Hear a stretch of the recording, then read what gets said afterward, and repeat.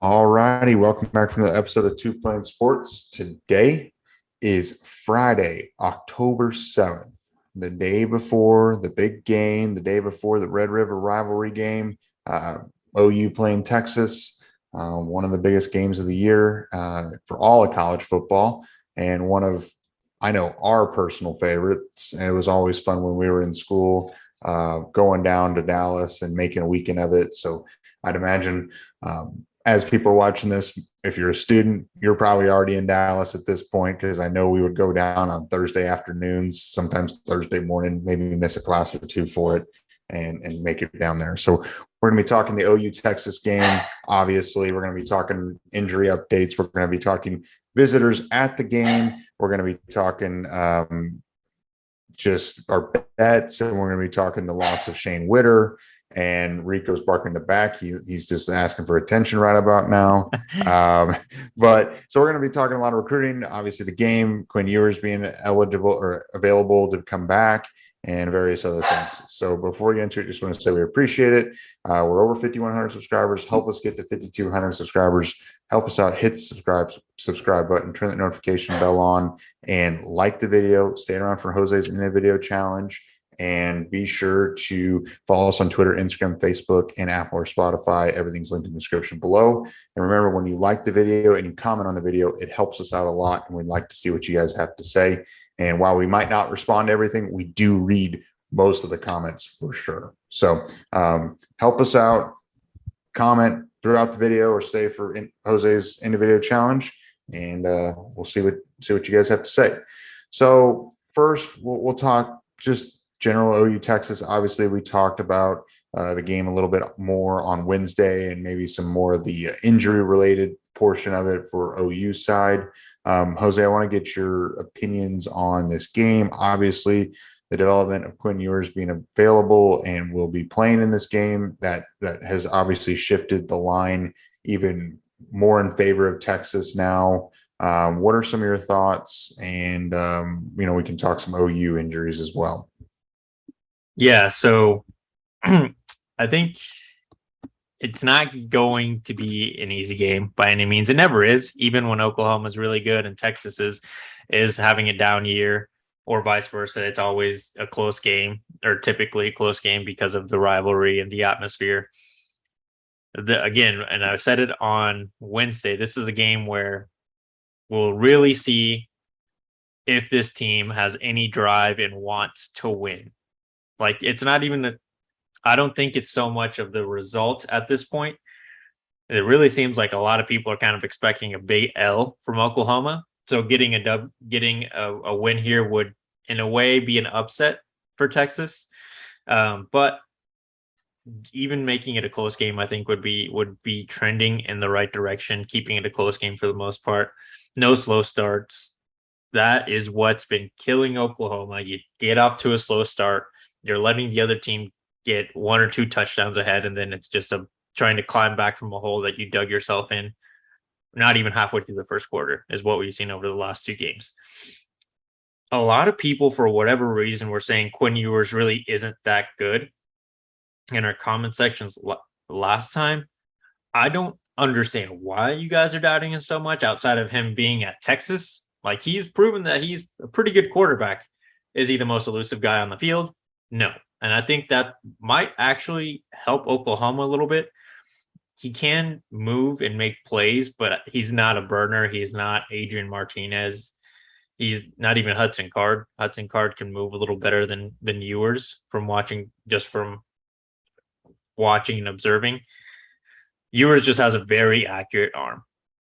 That was what was killing Alabama when they played. And Bama has some similar issues that Oklahoma has. A lot of mental errors.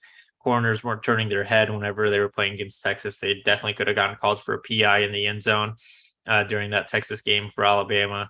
And their lines are having mental errors too. They got, and Alabama, at least when they were playing Texas, they got called for a lot of offsides, holdings, and Oklahoma's having similar issues. If that continues to happen at Red River, Oklahoma will probably get absolutely smoked, no matter who the quarterback is. And I'll touch on that a little later. But this game, to me, clearly, hopefully, I'm hopeful that we can win it. Like my brain is telling me, probably not. I just want to see a team that has a fire under their ass, playing hard, wants to win. And I'm honestly like, the defense looked better when they were playing vanilla defense, just keeping everything in front. Do that this time. Go back to the first 3 games and no, maybe incorporate some wrinkles that you're trying to develop in this defense, because you do need to start progressing it. But if the issue is you're putting too much on their plates and they're sitting back trying to not make a mistake, and I know Ted Roof is saying they're not looking to simplify anything, but you do have to make some sort of adjustment, because you can't continue to have the exact same problems 3 weeks in a row. 2 weeks is even way too much. And they did that for Kansas State and TCU. If you have the exact same mistakes against Texas with Quinn Ewers being the signal caller, you can go ahead. If you can alternate bet this thing for like Oklahoma plus 21.5, do that, because I think that's the only way you're going to get Oklahoma to cover. Yeah, and sometimes in scenarios like this, less is more in some regard. While you do want to install your full defense, and I totally understand it because I would want to do the same if I were them, sometimes you might just have to go back to what they know and a little bit easier, and then maybe dial it in a little bit slower, because now you're not trying to ramp it up and get it to the best level that it can be. Maybe the guys just aren't there. They just, the talent's not quite there, the ability is just not quite there, and maybe there's just a bunch of factors with that. Yeah, Quinn Ewers being back, he looked really good against Alabama before he got hurt. He's an extremely talented quarterback. He came out of South Lake Carroll as one of the most highly regarded high school prospects, like since Trevor Lawrence. And there's not many quarterbacks that get the 1.000 from 247. And I believe Quinn Ewers was one of them. And he's one of the top high school prospects that have come out in a long time. And, you can say, well, he didn't work out in Ohio State. Well, Ohio State also had like 2 other 5-star quarterbacks on the roster. And he went back, he got an NIL deal, and then he went back to Texas. And that way he could get his money for however, because Texas wasn't allowing it. So Quinn Ewers, yeah, I totally understand why the line moved in more favor of Texas. And now it's at 9 as we are recording this. But yeah, I think you got to keep the guys in front of you. You got Xavier Worthy, and you got Bijan Robinson, you got Quinn Ewers, and they've got other components. Now their offensive line is young. Could this OU defense take advantage of it a little bit? They are starting a couple freshmen from what I remember, because they've been dealing with some injuries and various other things. And can this OU defense get a push? And this is something that we can talk about. Kind of, I feel like it's relevant. Is the news came out on Thursday that Shane Witter is out for the year, and because he's having shoulder surgery, and he's going to be able to maintain take a medical red shirt, so he will be eligible through the 2025 season, which, so he's got 3 more seasons left, believe it or not, because of COVID and now this medical red shirt.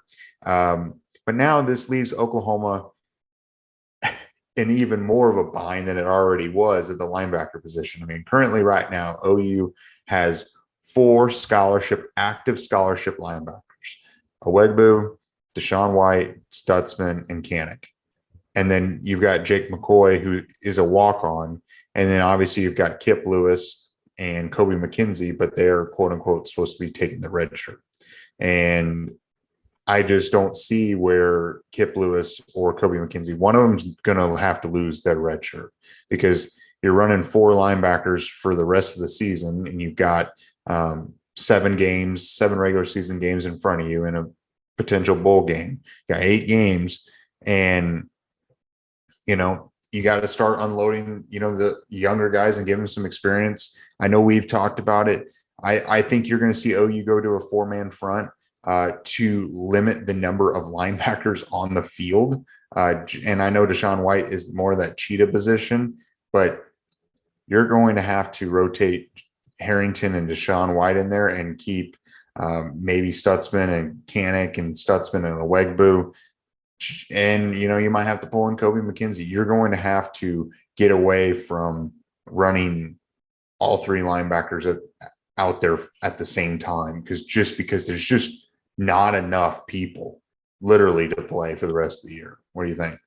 Yeah, and Venables has mentioned how thin they are at the linebacker position ever since he got to Oklahoma, even with the 3 recruits that he got in the last cycle.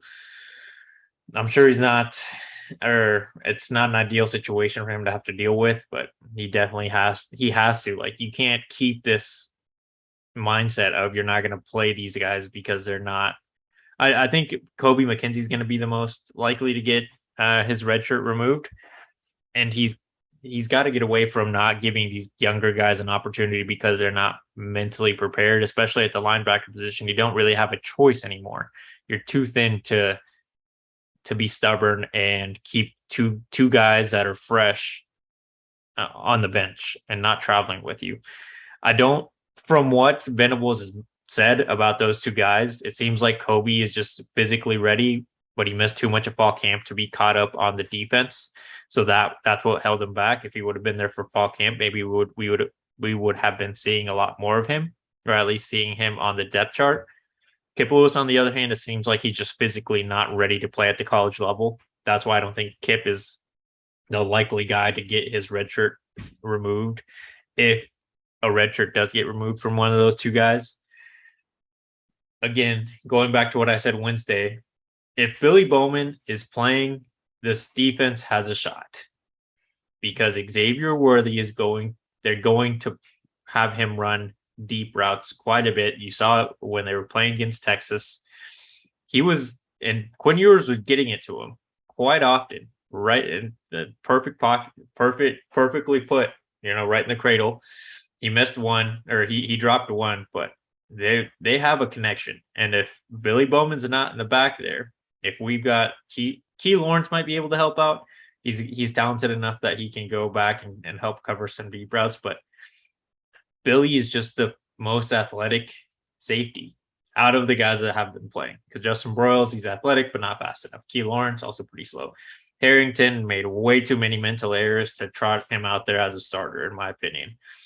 You have maybe giving a young guy a chance at that position. Robert Spears Jennings or Jordan Mukes. He's maybe more physically prepared and an older guy that might get a shot before the freshman and Robert Spears Jennings. But I don't know. I just think that the key here is just play some of the younger talent, especially with the defense. There are too many injuries to be stubborn and not at least bring one or two freshmen that you haven't really given an opportunity in the last two games to give them some playing time if needed. Don't set the expectation that they're going to play, but if it gets bad, might as well give them a shot. Yeah. And I think that Jaren Kanak is going to play this game. He's going to have to. And I think you're going to see him be put in the cheetah position. You're going to see him rotate in for Owegbu. You're going to see him rotate in for Stutzman. And you've talked about it. You've mentioned it. It would be really cool to see them run a 4-2-5, and then you roll out Stutzman and Kanak, and then you put Deshaun White at the cheetah position. And it would be interesting to see, with that much speed, with Stutzman and Kanak on the field together, how that would work and how that would look.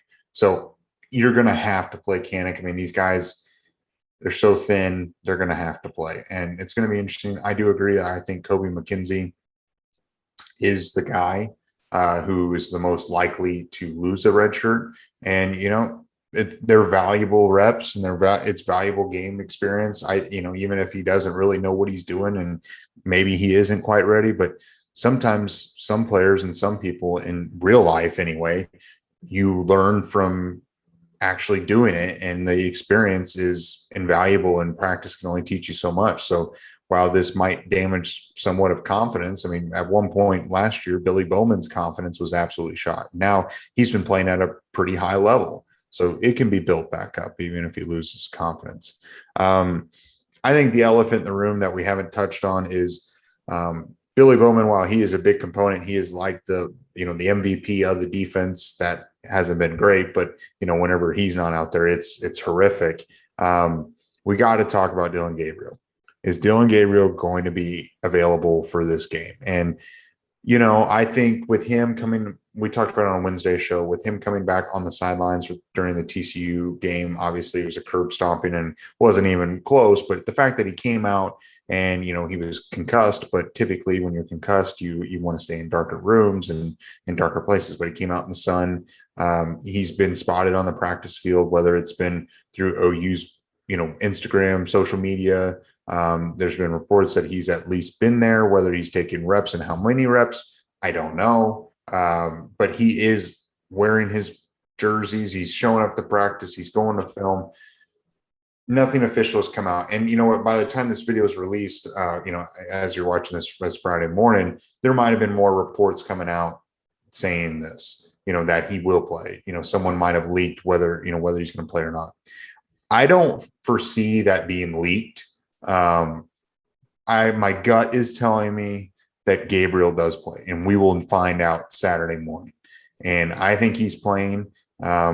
I think he's bounced back quick enough. And I know the whole Tua Tagovailoa situation with him in the NFL, maybe OU is would take a more of a precautionary route. But I don't think that OU would have him on the practice field if they didn't feel 100% confident that he is near 100%. I just don't feel like OU would throw him out there, because at the end of the day, right now, OU's not competing for a national championship in this season. And why would you risk a guy that most likely would be your starter next year to further issues? And also him as a person, why would you ever do that to a kid and put him in a position where some guys, you have to protect them from themselves? I just don't feel like OU would put him out there in the practice field if they did not feel at least pretty confident that he's recovered to this point. Yeah, I agree with that. And it really does seem like it's trending in the right direction. Like you said, there's not going to be any official word more than likely until Friday or Saturday morning. And it is very possible that something while you guys are watching comes out that Dylan Gabriel's in or out of the game. It really seems like a game time decision. If Dylan's like 90% tomorrow, I would not surprise me if the report still is he's a game time decision, and Saturday morning is when it's officially announced that he is going to return for the game. It's a strategic advantage at this point to hold off if Dylan Gabriel is going to play or not. And it helps the Sooners too, because you're giving yourself enough time to evaluate, because we saw it last week. The drop off is big time once you move off Dylan Gabriel, no matter what issues you have with his accuracy problems or his, his criticism's been like accuracy. He's too scared back there. He looks rattled. Whatever criticism we have of Dylan Gabriel, he's the best we got right now. If it's not him, I hope it is Nick Evers. But it does seem like Dylan is at least trending towards playing this Saturday. And I hope we hear something soon that's official, so that, we kind of know what to expect for the game. Because if it is Davis Bevel, that line's going to go from 9.5 to like 16. Yeah, and I kind of think that Vegas is pricing in thinking that Gabriel's going to play, because there's no way that Vegas would offer 9 points. Texas is a 9-point favorite against a team that has Davis Bevel at the helm. There's no way, because I would take Texas. I would hammer that -9 for sure. So I think Vegas knows, Vegas has a gut feeling that Gabriel will play. Let's talk some other injuries. Obviously, there's been no real update on Billy Bowman. We've already talked about his importance to that defense, and he's a must have. He needs to be out there, obviously, if he's physically able to. Some other good news. It looks like the running back room is going to be back to full strength with Eric Gray and Marcus Major being back. Obviously, Javonte Barnes is already there, and he played heavily in the TCU game. Ethan Downs was kind of banged up, but he should be good to go. Another big development is the fact that it seems like Wanya Morris might be playing on Saturday morning. And having Wanya out there, I think, will be huge. While the offensive line has not been its best, comparing over the last 5-10 years. When Wanya Morris has been in there since, the last few games, it has been more solid with Morris. And I'm definitely a little nervous if Morris can't play and they're putting Guyton out there, or they're putting Sexton in there, whoever they end up putting out there. There is a drop off. And our Mason Thomas should be back. He's coming off a hamstring issue. And so that should bolster the defensive end position. And I hope to see our Mason Thomas get some playing time, because there were definitely some sparks and some flashes of some good productive play out of our Mason Thomas. And I hope he can continue that and pick up where he left off. Yeah, I think our Mason Thomas coming back is big time. He did have an impact in the games he played before injury. He was being taken out there, so I guess it's not completely fair criticism to say that Venables isn't giving the young guys opportunity, but going back to Darren Koenig, but it's good as with Wanya seeming like he's going to play. That's big time, because if Dylan can play, obviously it's important to cover that side for him. And being his blind side, you don't want to put someone out there that you can't fully trust, especially with a guy that is coming off a concussion, to protect him.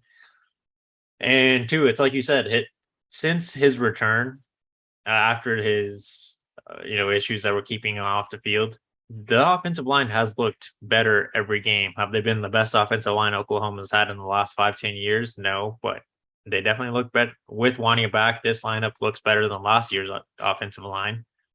So I think that is going to play a role on Dylan Gabriel's possible return, because if Dylan shows a little bit, like if he's 99%, I think Oklahoma would put him out there. I think Dylan would be confident enough to go out there if Wanya is there. If he's not, then I don't think it's worth risking your starting quarterback for a game, especially on that side being his blind side. But I mean, again, the Dylan situation is one that's going to be big time on how Oklahoma is going to do in this game.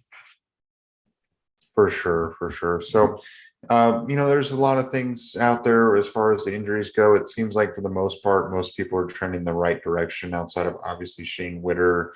We still don't know about Bowman or Gabriel, but we're going to definitely be keeping a close eye between today, as you're watching this on Friday, and early Saturday morning. Some reports might be coming out, official reports of who's going to play and who's not going to play.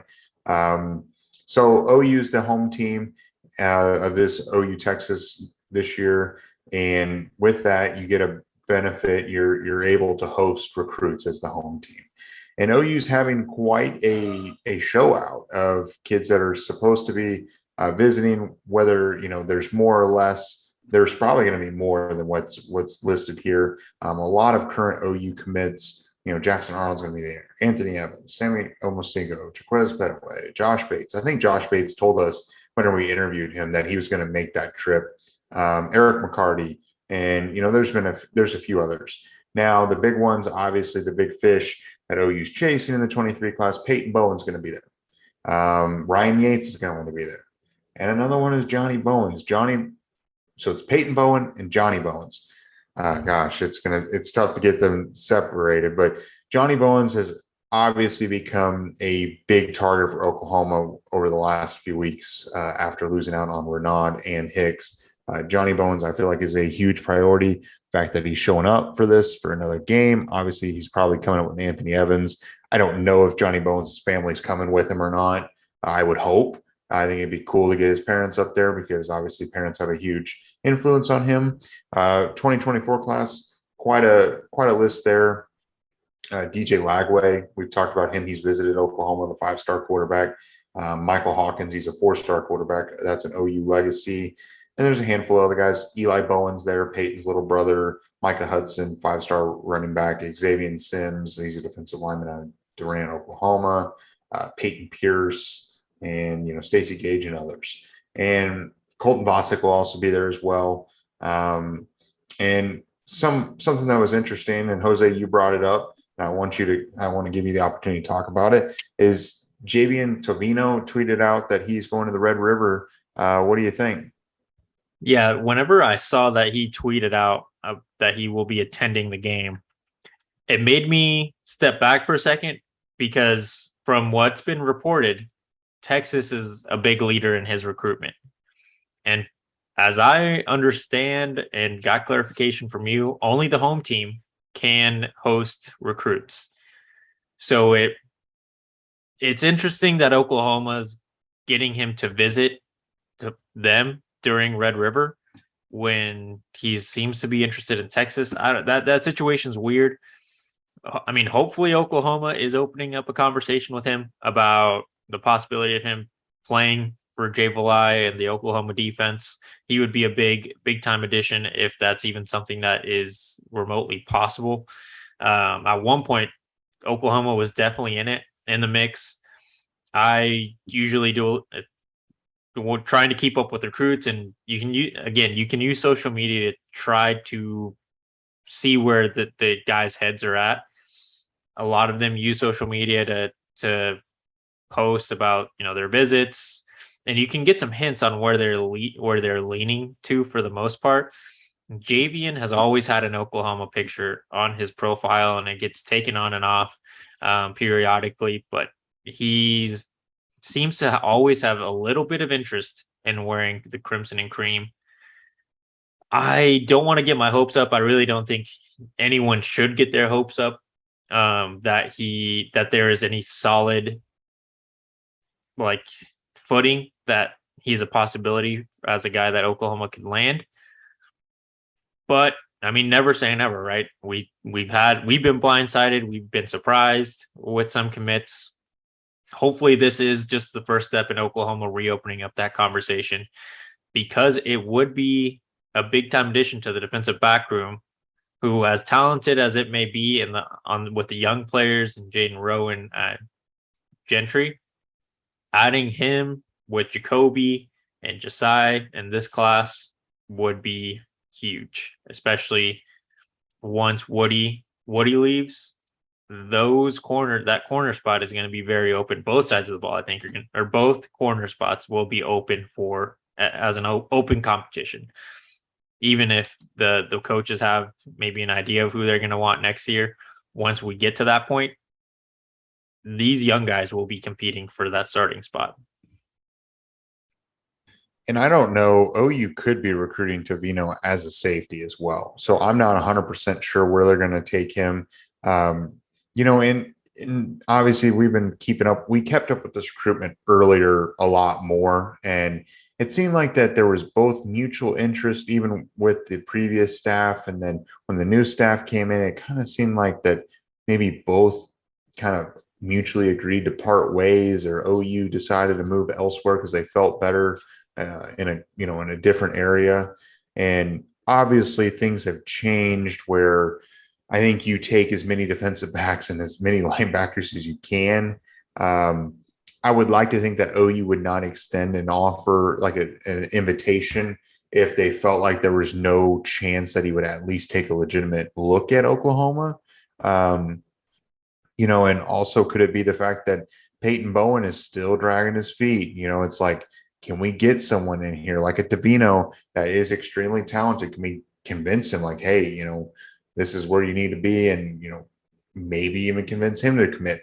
My expectations are extremely low with him because I just don't know what's going on. And he does seem to be interested in Texas. Could some of these kids be using Oklahoma to more so come look at Texas?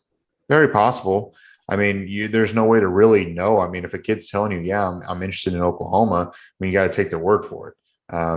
Could he be just looking for something to do this weekend? He lives in Arlington. It's right down the road. It's easy, and he's interested in Texas. He's like, yeah, why not? I'll talk to Oklahoma. I'll go visit with him. And you know what? Maybe he's going into this with that mindset. But what happens if Oklahoma rolls out, plays great, wins the game? And he's like, wait a minute. Maybe I am interested in Oklahoma, because there's always one or two recruits in the state of Texas that OU and Texas are both in on, that depending on the outcome of the Red River game, sometimes will sway one or two recruits to the winning school. And I'm not saying Tavino is that guy or could be that guy. I'm just saying it seems like every year, depending on who wins, someone wins a recruit, depending on that. I mean, last year, OU won and they ended up winning out of Kobe McKenzie over Texas. And it just things like that. Sometimes it feels like the winning team out of this game might be able to get an edge and win one or two recruits. And hopefully Tavino is that, because I don't care how many spots you've got allocated for the defensive back room. You don't turn around. You don't turn this kid away. You find a spot for him. So overall, a lot of talent is going to be at the game for Oklahoma. Hopefully it's a strong showing in front of these kids. Or it could also be phrased, in a way of, OU needs me. Look at this. This is a disaster on the defensive side or the disaster on the offensive side. Like they truly, when they say they need me, they truly mean they need me.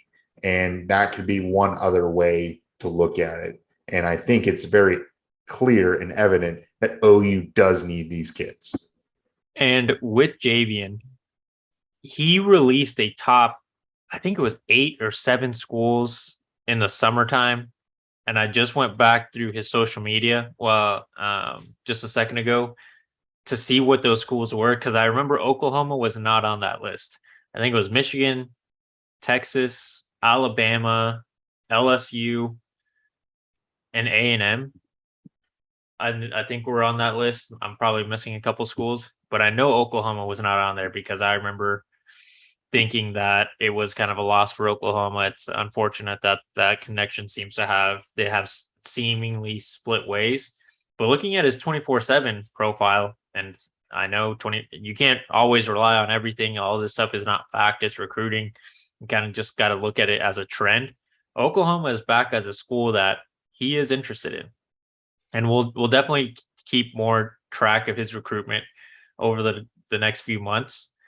But it seems like Oklahoma is re-engaging with him. And to me, that is I know we have a lot of big-time recruits coming to this game, but him going to visit seems, like I said, don't get your hopes up, but it seems like Oklahoma's at least considering that possibility of bringing him in, either safety or cornerback. And hopefully that goes well. I think that would definitely be the biggest addition to this class if that were to happen. Yeah, I think so too. And OU could use a recruiting win here pretty soon. And I think OU will win their fair share. Obviously, the OU Kansas game coming up is going to be a big recruiting weekend. But I would love to see OU, progress with him and maybe set up an official. Maybe we'll know more after the fact, after the game, and see what reports come out. I got to ask, do you have a score prediction for this game? It's Friday. You don't have any more time to think about it. What's your score prediction for tomorrow? I do not have a prediction just because of the injury stuff. I guess I can give you 2. If Dylan Gabriel is in, I think it's a close game throughout. I think it can be a close game throughout. Oklahoma, I don't want to say Oklahoma will win because it really doesn't seem very possible. I hate being, that's a sunshine pumper or whatever, but maybe you only lose by a field goal or have a chance to win it at the end with Dylan at the helm. If it's anyone else, I really think Oklahoma has less of a shot. The offense, and I think it's going to be more so because the offense can't move rather than the defense having too many issues. The defense is going to have his issues regardless, but the offense needs to pick it up. We got to kind of go back to the Lincoln Riley era for maybe a year and just try to stay in these shootout games and hope that the defense can make a play to secure a W is where we're kind of looking at right now. But it's tough. Yeah. It's tough to give a score because of the injury problems. If we kind of had a better idea of who was there, maybe we'll talk about it in a pregame or postgame show if we do one this weekend. But for right now, I'm not going to give a score prediction because of the concerns at some of those positions. Yeah. I think as much as I want to pick OU in this game, because I do think it'll be close, I I think I'm going to take Texas 37, OU 31. I think OU covers the spread. I think Texas wins by 6. As much as that hurts to say, I hope I'm wrong. And you know what? People are probably going to be looking at this segment and we're like, okay, well, I'm going to mark this. I'm going to bookmark this because at the end of the game, when OU wins, and we're like, I'm going to come back here and let them know about it, and that's fine.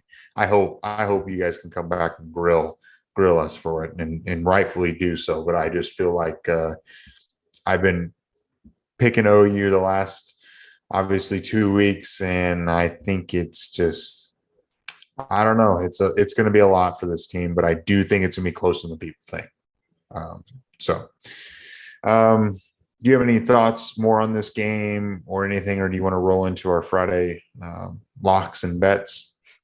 The only thing I want to add, and we don't have to talk about him too much, but making Cade McDonald's top 5 schools today, I think that's big time for recruiting. I know he's not going to be at the Texas game, but he is slated to have his official visit on the 15th, and then he commits at the end of October.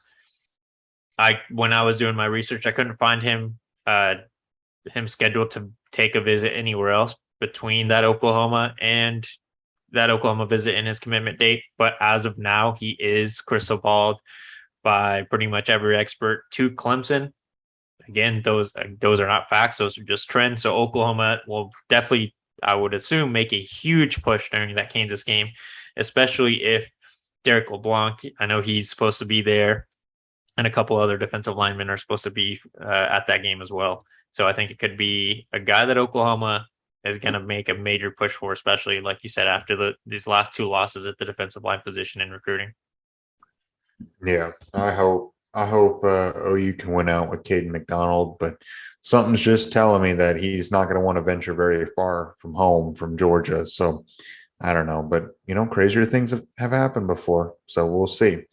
All right, so we'll move on to the betting picks for the weekend. Our Friday locks. Jose to date is 22-19. I am 20-16. We're both making money. We're both hitting over 50%. At the end of the day, that's all you can ask for. You're shooting for 55, 60%.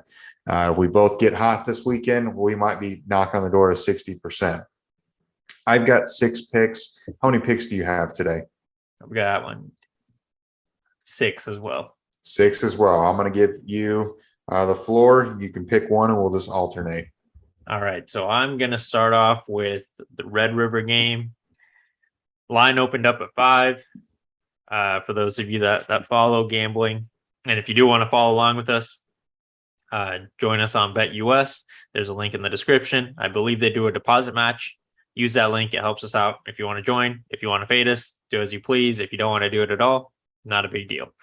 So I'm going to pick this game right now. The line that I found was 9.5 on ESPN. It says 9. I think they use Caesar Sportsbook, so it really just depends what book you're using. You can find them at 9 or 9.5. Underdogs, I'm going to take the 9.5.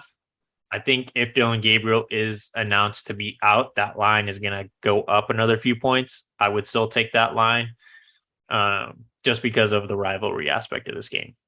I'm not super confident in the fact that Oklahoma could cover if Dylan Gabriel isn't there, but I think the rivalry aspect will help balance that out and potentially keep it close-ish.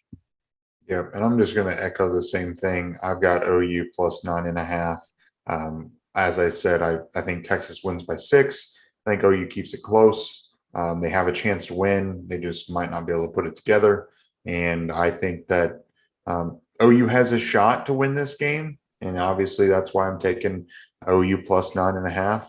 I think it's going to be closer than people think. 9.5 points is a lot of points. You got to win by more than 10, or you have to win by 10. That's a lot of points in a rivalry game. Yep. My next one is Kansas plus 7. They are playing TCU in Lawrence. Both are good teams. I just think the fact that I think Kansas is rolling. I really like their quarterback. There's a chance that he might be in the Heisman conversation at the end of the year. So I'm going to take Kansas. I'm not going to them. Oh, actually I have 7 bets. I forgot my traditional Iowa under, but yeah, I'm going to be rolling with them throughout the year. Okay. I also have the TCU Kansas game, and I found it at 6.5 for TCU to be the favorite. I am taking TCU minus 6.5. I think this is where Kansas kind of slips up a bit. They won an ugly one against Iowa State. All eyes are now on Kansas with College Game Day being there. The pressure is starting to ratchet up a bit. And I think TCU is a really solid team. I'm not just saying that because OU got curb stomped by them. I do think that TCU is a solid team. I think they roll in, and I think they win by a touchdown or more up in Lawrence. Fair. Sorry, I'm just looking up the total points here for the Iowa game. So the points are at 36.5. They're playing Illinois. At Illinois, I will be taking my usual under for that game because I think Iowa's defense will be enough to keep it pretty low. And, their offense still sucks. All right. My next one is Arkansas, Mississippi State. I am taking Arkansas plus 9.5. I think Arkansas is a really good, I think they're a really solid team. Obviously, they've lost their last two coming off of A&M, where they hit the top of the post, and then they ended up losing to Alabama. They were in that game with Alabama. They kind of buried themselves in a hole. I think Arkansas is a solid team. Mississippi State is solid as well. I just think having to win by 10 points is a lot of points. KJ Jefferson will keep this close. And Drew Sanders is a machine. Arkansas's secondary is susceptible to giving up the big play. But I think Arkansas keeps it close, and they might even end up winning this weekend. Yeah, I'm on the exact same game, but I can't trust Arkansas enough. I'm not as high on them as you are. Mississippi State absolutely destroyed A&M last week, put up a lot of points. For that reason, I'm going to take the over of 57.5 on this game. Arkansas will score points. They can score points. We saw them make a pretty close game for a while against Alabama last week. I think Mississippi State's going to get theirs. I wouldn't be surprised if this went up. This was like a 65-point game at the end of it. All right. Man, one of us is going to be doing really well after this weekend. We're just opposites. My next one is a Big Ten battle. It's Michigan, Indiana. I'm taking Indiana plus 22.5. I think Michigan coming off of kind of a big time emotional high against Iowa, winning that game. They might be peeking ahead to the big time top 10 matchup against Penn State. I think Indiana with Tom Allen is a pesky team. They have shown their ability to give top 10 programs issues in the past. And while Indiana is kind of banged up injury wise, I just think that at 22.5 points is a lot. I think Michigan might be peeking ahead at Penn State. Same game, but again, I don't know enough about Indiana to say that Michigan can't absolutely wipe the floor with them. Michigan's looked really good. They scored a decent amount of points on a very good Iowa defense last week. So I'm going to take the over again on this game. Total points is 58.5. Indiana can score a few points, and I trust Michigan enough that they'll put up maybe like 40 something points to get to that over. I just think Michigan's very good. Maybe they can cover their 22.5. I'm just not going to take that bet. I feel like the safer bet here is the over of the point total. And Indiana's coming off a loss against Nebraska. So, I mean, they might be a little motivated. My next one is Oklahoma State, Texas Tech. I am taking OSU -9. They're in Stillwater. Texas Tech is a solid team. I just think them going on the road at Stillwater, Oklahoma State just has too much for Texas Tech to handle. My next one is Tennessee at LSU. I'm going to take the over on that game as well. Tennessee has a very good offense. LSU's offense has gotten better, and Tennessee's defense is not very good. So I think that it's going to be a high-scoring affair. And then real quick, I'll just give my last pick because it's on the exact same game. We've got Tennessee to win that. They're currently -2.5. I think they can win by a field goal. even if it is a high scoring affair, they should be able to come out of that game with a dub before their big time matchup. I believe they play Alabama next week. Yeah, I think, it would be yeah, that's it would be coming a up. top 10 matchup, Alabama at Rocky Top, Yeah. if they win. Yeah. My last pick is the Utah UCLA game. I am taking Utah -3.5. I know it is out in Los Angeles. There is no home field advantage for Southern Cal, or not Southern Cal, UCLA. I think Utah rolls in. I think they punch them in the mouth. UCLA, I know that they've won, and they're undefeated. And I hear that. I just think that Utah is the most physically dominant team in the Pac-12. And I think their style of offense and their style of football is too much for Chip Kelly's UCLA Bruins. I just think Utah is going to come in there and just. I think it's close, but I think Utah just eventually runs them over. DTR is playing well for UCLA. I just don't buy UCLA as a legitimate team against like a program like Utah, where Utah doesn't turn the ball over. They're methodical. They can run the ball. Rising can pass the ball, and they play solid defense. I just think Utah is a solid team through and through. And I'm holding out that they're going to be the ones that are going to punch UCLA or USC in the mouth as well. So we'll see. Yeah, that UCLA game was tempting because their home field advantage is non-existent. I went to the game whenever Oklahoma played them at UCLA. There might have been 300 UCLA fans there. Maybe.